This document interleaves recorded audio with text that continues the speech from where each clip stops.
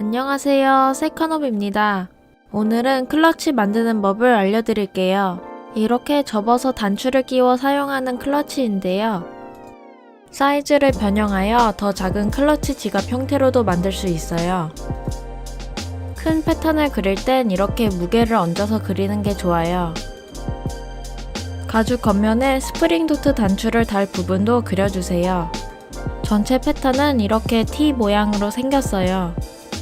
원하시는 분은 안주머니도 만들어주세요. 저는 양면 가죽을 사용해서 클러치의 안감은 따로 만들지 않았어요. 철제자와 칼로 가죽을 재단해주세요. 곡선은 라운드 커터와 해머를 사용해 재단해주세요. 13mm 스프링 도트 6개를 달기 위해 구멍을 뚫을 건데요. 안단추 6개는 3.5mm 원형 펀치로, 겉단추는 5나 5.5mm 원형 펀치로 타공해주세요. 스냅기를 사용하여 13mm 스프링 도트를 달아주세요. 스프링 도트 다는 법은 튜토리얼 영상을 참고해주세요. 포켓 단면에 미리 칼라 엣지 코트를 발라주세요. 엣지 코트가 마르면 한 번 더 바르고 말린 뒤 인두로 지져서 마감해주세요. 디바이더의 폭을 2mm로 해서 가죽 모서리를 따라 바느질 안내선을 그어주세요.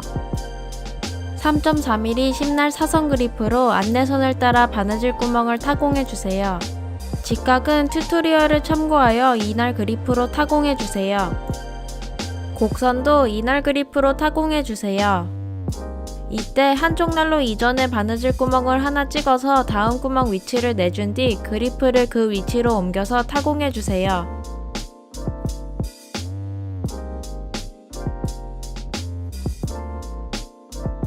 직선은 심날 사선 그리프로 타공해주세요. 클러치 안쪽에 주머니를 달 위치를 표시해주세요.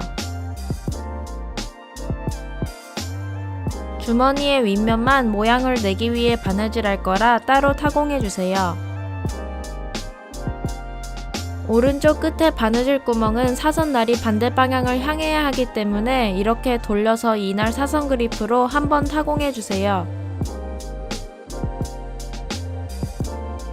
바느질할 부분에 3배 길이로 실을 잘라서 양쪽 끝을 바늘에 꿰주세요. 유러피안 사선 스티치로 주머니 윗면만 바느질해주세요.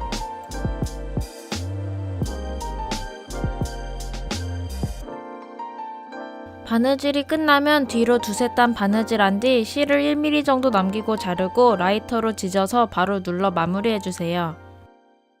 윗면을 제외한 3면에 B5 본드를 발라서 주머니를 붙여주세요.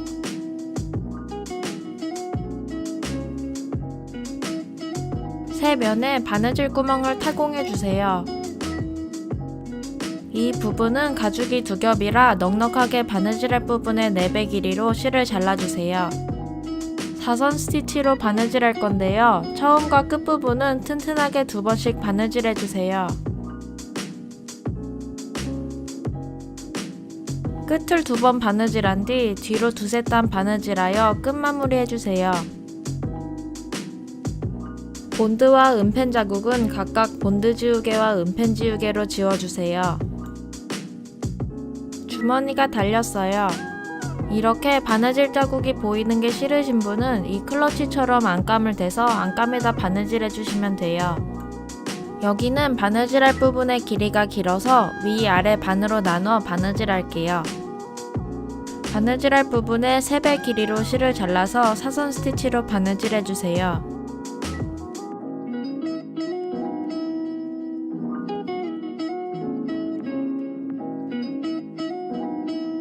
끝까지 바느질하면 뒤로 3단 바느질 해주고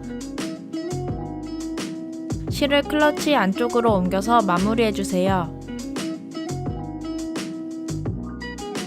가죽의 결을 따라 칼라 엣지 코트가 흐를 수 있어서 먼저 단면에 투명 엣지 코트를 발라주세요.